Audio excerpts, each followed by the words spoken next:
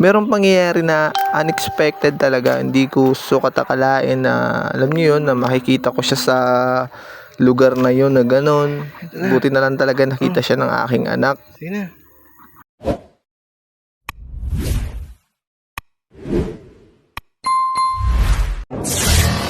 Galit at inggit magkadikit. Kung ayaw mo makita pumikit. Syempre, shoutout muna natin yung ating mga new followers. Yes sir, na sina Ma'am Glory F. Arguelles, kay Ma'am Zandra Baramida Abdul, kay Ma'am Jonaida A. Salmorin, kay Ma'am Rojas Nisa Pilapil, kay Ma'am Mercedes Troyo, kay Boss Mar Marsani, kay Ma'am Jones Mostero Manalo, kay Ma'am Mary Rose Di Gaspi, kay Boss Johnny Bitigan, and syempre kay Boss Raymond Punla. Ayan, meron ding page siya na vlogger din yan siya, pakicheck nyo na lang. Yes sir, thank you so much sa inyong lahat. And syempre, to make the story short, yan, habang naglilinis nga ako dyan ng aming kapaligiran, no, kinukulit ako ng aking anak na tingnan ko daw yun, yung sa may house ng frog, sabi niya. Alam nyo kasi, kahapon pa yun kahapon niya pa ako kinukulit.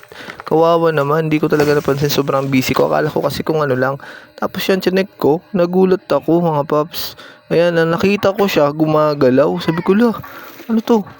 Sabi ko, ano pala, pagong pala, no? Tapos napakadumi niya. Sabi ko, bigla ko naisip, kahapon pa ako kinukulit na anak ko. Tingnan ko nga daw yun, sa house daw ng Prague.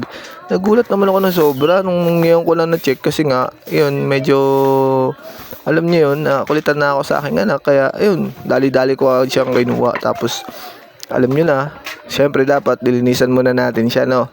Ayan, o, tingnan natin.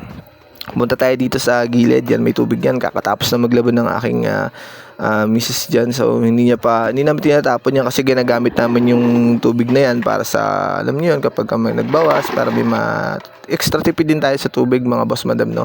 Isang tips yan, huwag nyo itatapon yung pinaglaban ninyo na tubig para magamit nyo kapag just in case na gusto nyong, alam niyo yun, pambuhos sa dumi, mga ganon, sa CR.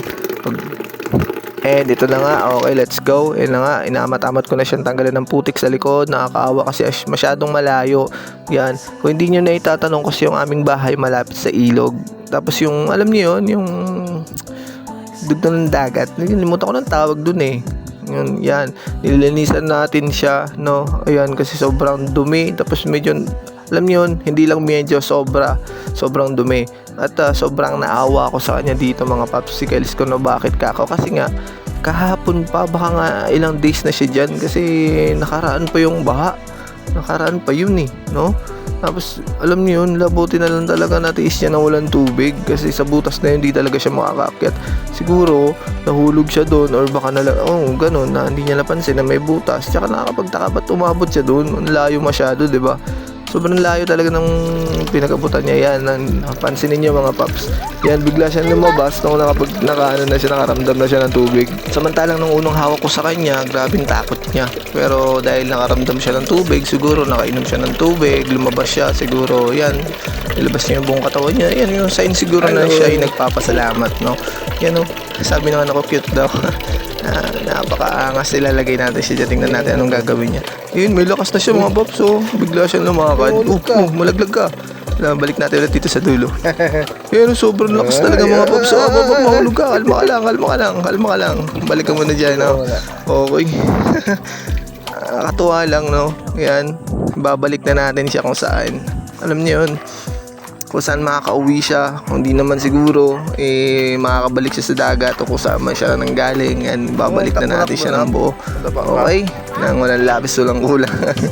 Ayan, bala ko sana. Gusto ko sana siyang alagaan, mga babs. Problema lang, wala naman akong idea kung ano may papakain sa kanya. Tsaka kung ano ba talaga yung dapat. Alam niyo yun, yung natural habitat na tinatawag. Tama ba ako dun? Yung natural habitat na ginagawa. Dapat para sa kanya. Kung ano ba talaga, di ba?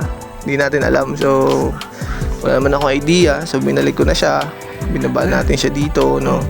Ayan, pinagtitinginan pa siya dyan ng mga pato. Ayan, nag-aalangan pa siya dito sa part na to, mga paps. Pero, ayan, inantay natin siyang nakaramdam na siya ng tubig at mapakiramdam niyang medyo safe na siya at makakalakad na siya ng payapa. Ayan, Lakad ka na. kinakausap ko si Jan mga popsicles ko. Sabi ko, sige na, lumakad na siya. Kung mapapansin nyo yan, nilabas yun na yung ulo niya, nakikaramdam siya. Ayan, napansin niya, may tubig, no? Ayan, mga paps. Ako po. Yan, sa mga tropa pips natin dyan, mga popsicles natin dyan.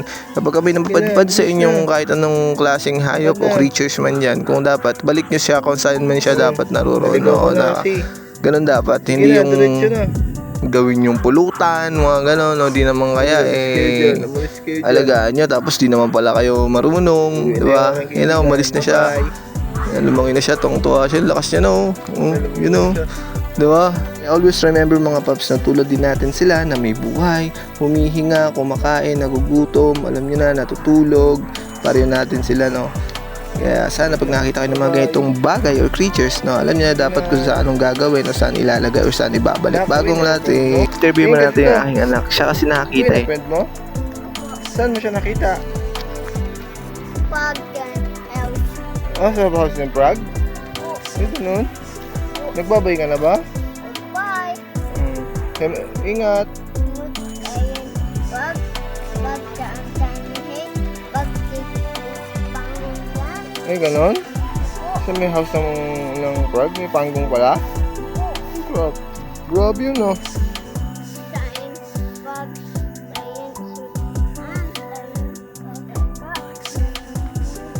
pasok.